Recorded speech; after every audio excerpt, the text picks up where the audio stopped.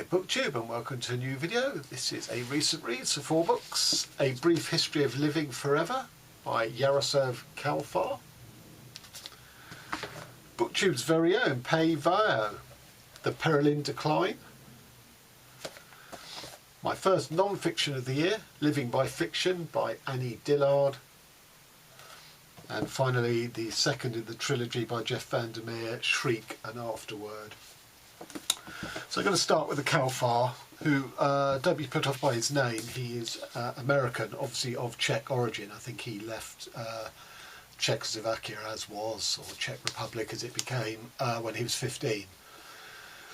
And I want to preamble this by saying there was a book by a writer called James Meek called The People's Act of Love, which I think achieved quite a bit of success. I read, I loved, and that came out in 2003.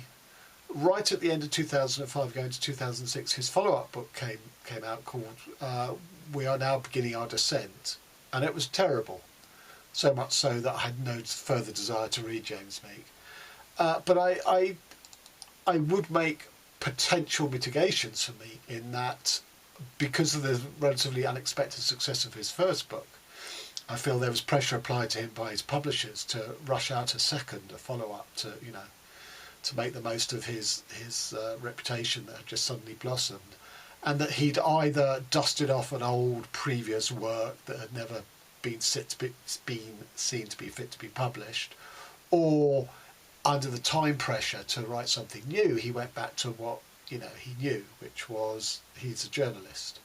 And it's a book about a journalist, a foreign correspondent.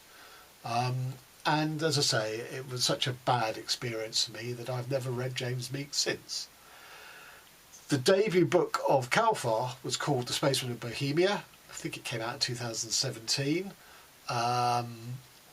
It made my top 10 reads of the year that year. May even have been in the top 3. I can't remember now, to be honest. I loved it. I thought it was superb.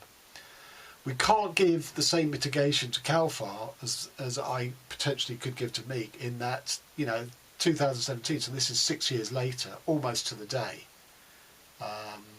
that book came out. So he's not been pressured and put under time restraints to get the follow-up book out. So there's no excuse for this. And The Spaceman of Bohemia was everything that this book isn't. Both are books of ideas. But whereas The Spaceman of Bohemia was nuanced, this had no nuance. And as I say, despite it being 6 years in the making, its transitions were really badly managed. It was very breathless. It didn't settle on any ideas. It moved on to the next one. Anyway, what's it about? So a 50-plus-year-old woman in Czechia, as I say, that was former Czech Republic, and was formerly before that Czechoslovakia. She has been given a diagnosis in 2029 that she will die within the year. She has a terminal illness. So she thinks on the basis of that, she's going to go and track down the daughter she gave up for adoption on the day of her birth, who she knows lives in America. And her daughter, who's called Teresa, she works in the immortality field, that the science and technology of extending human life is a huge industry in America, and it falls into 2 different camps. One is the singularist, which basically thinks, well, we don't need the human body, that's what's sort of vulnerable and decays and lets us down. Let's just have some sort of digital preservation or upload of human consciousness. That's one form of immortality. And the other is the biological one, based in the human body. No, let's keep extending through breakthroughs in medicine and health to extend the span of physical human life, and that's the camp that Teresa is in. So the other thing is that in 2029, this is a slightly dystopic America on the lines of the America of Trump, in that it's gone completely sort of inward-looking, isolationist. It's closed its borders to all immigrants and has lots of resources pumped into the forces that patrol those borders and intercept would-be immigrants. and that even as a tourist or as a business person trying to do business with America, there are severe limitations. You're only allowed 10 days, you have to be fully with a scanner so you can be tracked at all times, and it's basically only available to countries who the majority of their population is white. So that is the America that this woman Teresa lives and works in, and the America that her mother wants to go and visit. And the mother does, you know, Czechia is a white, predominantly white country, so it still has relations with America. She gets a tourist visa. She meets her daughter. They spend a day together in each other's company. And improbably, such a bond is formed by the daughter, who's never met her mother, and after one day is sort of insuperably in love with her mother, that you get the sense that she's going to invest, even though I don't think the mother says that she's terminally ill, but even the daughter is going to invest some of her technology to try and preserve her mother's life. Unfortunately, the mother dies in her hotel room that evening, so that she's never able to sort of help her along with the technology. The daughter goes to sort of reclaim her body because she thinks she's going to repatriate it to her surviving relatives in Czechia. The body can't be found, it's been whisked away, and there are all sorts of conspiracy theories about sort of experiments on bodies of foreign nationals, blah, blah, blah, blah, blah. So this is the first in a series of improbable incidents, you know, the fact that the daughter fell in love with her mother after one day, which is the day is described. You know, I didn't see much in that to make me feel that she would fall inexorably in love with her mother who gave her up. And that she, you know, she basically throws away everything because she's going to repatriate this body, which she now can't find, back to Czechia. And in doing so, that she will presumably meet her surviving relatives. The problem is, there are as I say, there's so many of these unlikely events. They all have to happen for the plot to hold together, and the improbability of any of them happening just renders that, you know, ridiculous. Anyway, so we get alternative. The other thing is, the mother, though she's physically dead, she is the narrator of this book beyond her death. It's a bit like Elie Shafak's 10 minutes 53 seconds in this strange world. That in the conceit of that is that the longest survival of brain activity beyond the death of the body has been recorded as 10 minutes 53 seconds. Here, because she still has 0.4% of brain activity, somehow she's able to, you know, narrate this story. She still has a consciousness.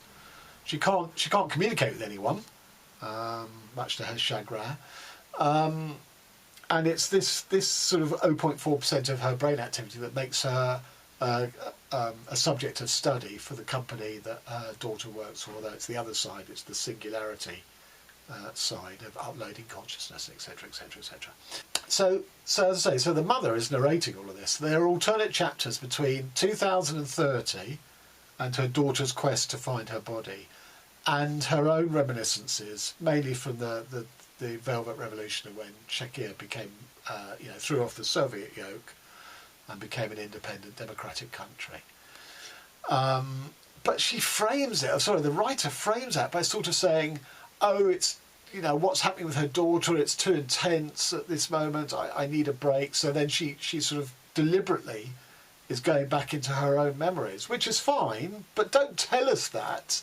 It is literally said 2 or 3 times that she needs a break from 2030, what's happening to her daughter, what's happening to her own body. So she's going to spend it in reminiscences, which just is poor writing. I mean, that really is a nonsense. Another thing she does in her flashback series is that one of the things she did was she came to America as an illegal alien. She was working cleaning hotels. She was in this sort of hostel room with 4 other illegal immigrants. Because of her shift work, she was out of the hostel when it got busted. They were all deported. So she realises that her whole, you know, she can't go back to that job, and also that, you know, her whole existence is even more insecure than previously. So she hooks up with this guy, this American guy who's a sort of wannabe filmmaker, went to film school, and ever since she's been in America, she's been numb. You know, she's doing this dreadful job for dreadful wages. You know, she's almost not alive. She keeps telling herself about the dream, the American dream. When she's hooked up with this guy, she's not in love with him. They do have physical relations, but she's still, as I say, sort of benumbed. And one day she decides that she's going to sort of have some sort of emotional contact back with her homeland. So she writes to her mother to get her to send all of her books, obviously written in Czech, all of her novels and stuff, which she receives. And she starts with Karel Capek, I think that's his name, The War of the Newts, or War with the Newts. And all of a sudden she's sparked into life. She's found her mojo again, to the extent that when she finishes reading, she screws her husband, her boyfriend. Again, psychologically, that is just so asinine. It's absolutely ridiculous. Anyway, so she decides that she and her boyfriend, the filmmaker, are going to make a film based on the War of the Newts. And it's very much going to be B-movie level because they don't have the finances. And we get 2 or 3 of her flashback chapters devoted to taking us through the film. Now, you know, it sounded interesting enough for me to go out and buy the book. So I've bought Karel Capek's War of the Newts. I haven't read it yet. I'm going to be even more annoyed with this book, more than I am already, if not much work has been done on transforming the original into this crappy film. And, you know, they have high hopes for the film. They think it's going to be their American dream. It's going to be the making them, blah, blah, blah, blah, blah. So this is the review of our film in the local newspaper came out 2 days later. Ambition and passion cannot be denied in this strange film, based loosely on the literary work of the famous science fiction writer and inventor of the word robot, Karel Capek. The play in which he used the word robot is also in this. But the inconsistency of its writing and the technical inadequacy of the filmmakers make it an uncomfortably, occasionally laughable, bloated disappointment. The film strives to be at once a thrilling period piece, a dark dystopia, and a philosophical soap opera about the nature of love. But the writing shows that its creators can barely handle a single subject, let alone 3. Well, that can be said for this book. That is a spot-on review of this book. It is a book of ideas, but it can't seem to settle on what it is. Is it about dystopian America? Is it about fascism and its hostility towards migration? Is it about the immortality industry? What it's best at is when it's talking about historical Czechoslovakia, the Velvet Revolution. What it's really bad at is its imagining of America. I'm not saying that's not possible, but it's such a caricature in here. It's just done with no life or insight or anything. I mean, from beginning to end, this book is just dreadful. It's such a disappointment after The Spaceman in Bohemia. 1 star. And on to Pae Veo's The Perelin Decline. You may know Pae from his booktube channel called Pay Attention. Pae being how he spells his first name, P-A-E. He's Canadian. And I enjoyed this. It's not a novel you read for plot and storyline and character. It's more of a meditation. It's an existentialist meditation. And I think its achievement is, we had Camus, we had Sartre, we had those sorts of writers writing sort of existentialist novels. But this did feel quite fresh. I don't think it takes existentialism onto new planes, but I think it expresses the existentialist dilemma at the heart of existence in a sort of pleasingly different way from how Sartre and Camus did, because theirs is very much set in the world of the novel, of characterisation and plot, be it Meursault in Camus' L'Étranger, or be it La Rochefort, I think was his name, in Sartre's Nausea. They are sort of a direct literary novelistic treatment. This is, as I say, more of a meditation. So Simone, spelt without an E, wakes up in hospital after an accident. She has no idea what happened. She's lost her memory. She's released, goes back to her apartment to find it full of rocks and stones everywhere. There's very little else in the apartment at all. There's a hat box, and there's 3 books, one of which is a book on American presidents, one of which is a travel book, can't remember the third, and there's her own journal. So obviously she tries to parse her past life by sort of investigating these. And her journal is full of things like historical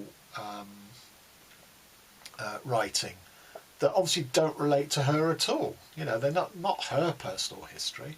So one is about the storming of the Bastille, the freeing of the prisoners there, and she thinks, oh, well, wait a minute, the Bastille, they blew it up, so there's rubble, rocks, maybe it's to do with that. The travel guide, well, maybe these rocks are from all different parts of the world. Some of the rock content are photos and pictures provided by her mother, who is a rock scientist. And she's expecting her mother to call round and maybe she'll sort of recover her memory by talking to her. The American presidency thing, she has this sort of, she has these dreams, but she also has this line in her head, which is, what was the weather like in Dallas, Jackie? Which is a reference to Jackie Kennedy, and sort of implicitly about the assassination. You know, she was in the car when Kennedy was assassinated. His brains are all over her dress and stuff. But none of these things really relate to her, or not in a way that can provide her with meaning. So she has one sort of clue where she remembers vaguely burying something on the local beach. So she goes there with her dog, which has been returned to her by a neighbour, and she spends, you know, it's too many people around. She doesn't want them knowing what she's up to. So she's sitting at a bar, basically participating in what human beings do when they're at the beach, drinking and taking in the sun and sort of bits of conversation and stuff. But eventually people leave the beach as it gets evening, and she digs and finds a box and has a key in it with the number 306. And this is not a hotel key, it's a key to a storage locker, if that's what you call them. So there's only one storage locker in town. So she goes to it the next day, unlocks it. The guy who owns the storage locker is very unhappy because she's missed rental payments while she's been in hospital. And says, you know, either you pay those things or you're out. So she opens the corrugated door to see what's in the locker, and it's a giant boulder. And it's a boulder that's been sort of manufactured as an artwork. It's not even a real boulder. So she says, okay, well, I'll give up the units. And she now has to roll this huge boulder, literally a Sisyphean labour, out and presumably to take it back home, although she also idles about sort of just dumping it. And gradually she realises, you know, she has no life that she can remember. She's got a clean sheet, a tabula rasa. And so that whatever she creates for herself in the present will become her life, unless she recovers those memories. That the boulders and stones don't have to mean anything at all. Because they were in her flat, she assumes they have some personal meaning to her, but there again, so were the journals, so were the books, and they didn't seem to have any meaning to her. So it's a sort of philosophical inquiry into the nature of meaning, and if there is no meaning, there is only living in the present. Hence, we come back to the whole existentialist thing. And I just think it was really well done. So I'll just give you, as I say, if you're reading this for story and plot, this isn't the novel for you. If you're also reading it for meaning, again, you know, it's sort of saying, well, there is no meaning. After the discovery of the mural in the alley, she had accepted the possibility of not finding the truth. But this was altogether different than there simply not being one. The existence of there being a purpose, if she could grasp it or not, seemed to be enough to bring a slight comfort to mind. But the thought of having the lights turn on, and there being just as much recognised as there had been with the lights off, had never occurred to Simone. The absence of all possibility, assurance, reason and ambition in the moment's immediacy, and ever occurring this, an abandonment of that, and here. Here is, after all, the mother of all fear, the moment, the origin of all things, and all that came forth, remaining still, moment after nothing, and over again, only a reminder of this. So, it's definitely one that's going to get you thinking.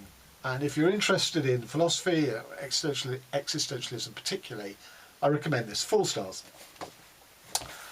And on to Jeff Vandemeer, Shriek, and Afterword, the second in his Ambergris trilogy. I will post the link to my review of the first. I will say that I think you definitely need to have read the first before you read this.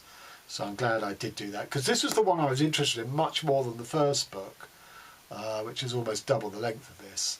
But I wouldn't have understood what was going on here without having read the first. I said in my review of the first, which is called City of Saints and Madmen, that I didn't know how to grade it. I didn't know how to rate it, because it sort of was world building this world called Ambergris, which had the feel of 18th, 19th century Western city in a fantasy context. As I said, almost steampunk in a way. But there was a lot of interesting metafictional stuff, and I would need to see where this one went to know how to grade it. And I knew this was about writers, because Shriek and Afterword is about a brother and sister, Janice Shriek and Duncan Shriek, who are both citizens of Ambergris. And Duncan Shriek is a historian, and Janice Shriek is owns an art gallery, and they're both referred to in the first book reasonably heavily. Indeed, the first chapter of the first in the trilogy is the second chapter is a history of Ambergris written by Duncan Shriek. And it's sort of intimated throughout the rest of that book that history is unreliable, it's not a very good history, and the main critic is somebody called, what's her name? Mary Sabon, who's another historian. This book expands all of that out, and it's an afterword to that history of Ambergris in book one, written by Janice Shriek, which is basically a family history of her and Duncan, their comings and goings and interactions, their sort of prospects, their successes, their failures. And it's sort of a love story of a brother and sister. But gradually Mary Sabon comes into the story because she is Duncan's partner. He seduced her as a student. He was a teacher in an ecclesiastical college. They had a falling out eventually, and Sabon made it her life's mission to slag Duncan's history and all of his past works off. So it's almost a menage a trois, although Janice and Duncan are not lovers. And it doesn't really rise much above that. In fact, not only does it not rise much above that, both Duncan and Mary Sabon are really sort of honouring their own fathers. Duncan's father was a historian who died when he received the letter, his heart broke, that he'd been awarded a prize in the main power, history prize in the main power of the region, which is outside Ambergris. But he was a historian who, in the world of Ambergris, there are the humans, but there's also what are called the grey caps, or mushroom people. And there's two theories. One is that they're basically like real mushrooms. They have no brains. That they, what they do is a natural process, and they're called the nativists, who believe in that. Whereas Duncan is very much on the other side, that no, these are much more intelligent than we believe. They have ulterior purposes. They have a war of sorts against human beings. Blah blah blah blah blah. Mary Sabon's father was a nativist. Duncan's was sort of more on this line. So they're both just honouring their own fathers, and I found it all very unsatisfactory. The metafictional intrigue that was in part one in the first volume is not really in here. I mean, what we have is Janice writing this afterword, which is the length of this book, and Duncan every now and again has inserted his comments, criticisms, and where he disagrees with his sister's point of view. And that's about it, really. So I'm sticking with 3 stars because they are wonderfully well put together. So many elements are it's like a tapestry. It is brilliantly conceived, but I just wasn't really ever engaged sufficiently. 3 stars. And finally on to Annie Dillard. I'm not going to say a lot about this other than 5 stars, because I will put the link to Chris Vere, Leaf by Leaf's review, which says a lot more than I can. He was the guy who turned me on to this. What I like about this book is it's a meditation not just on fiction, but on art, on meaning, on knowledge, and all these sorts of things. So it's placing fiction within a much wider context of human thought, really, and human imagination. And I'm just going to read a couple of bits out. It is, in a way, she doesn't really come to any conclusions. It's very rare that she offers anything really sort of solidly proven, but I don't see that as a problem. For another thing, we may query whether any art, let alone fiction, is especially interpretive at all. Of course, insofar as fiction writers select materials from the world, they interpret them, for every selection is an interpretation. But this is no great distinction, for all mental activity is selective and interpretive, all language is interpretive, all perception is interpretive, all expression and activity is interpretive. And all interpretations miss their mark or invent it, make it up. Humanity has but one product, and that is fiction. Art is a terrible interpreter. The artist's intention is not to learn what exists, but to create what never before existed. He wishes to make an interesting art object. Art cares not if it truly knows the world. Art prizes originality more than fidelity. Nevertheless, insofar as art has any function whatsoever, and I'm coming to believe that it does, it requires an audience. It requires an audience just as the tree falling in the forest does. It requires an audience as subject, so that it may be object. If outside human perception the art object has no human value, then the art object needs a perceiver, lest all it is or does be lost. So I think one of the writers that she's talking about are what you would call the postmodernists and the modernists, who, in the same way that visual art has moved from the figurative of Madonna and Chard and all that sort of religious art, through to things like Cubism and Impressionism, where it's a different sort of way of representing humanity, but still figurative, eventually to all figurative art to disappear into the line and geometric art of abstract art. And she sees similar, really, with the course of the novel, that we're no longer necessarily trying to produce characters or the nature of reality, that all we're having is sort of surface, almost sort of mosaic collages, but it's within those surfaces that is where enlightenment can be drawn. So, fabulous stuff, 5 stars. And as to what I'm currently reading, I should have brought it in. It's a novel from the International Booker list. I can't remember the French author's name, but it's The Birthday Party. I'm about a quarter of the way through that. So, till next time, thanks very much.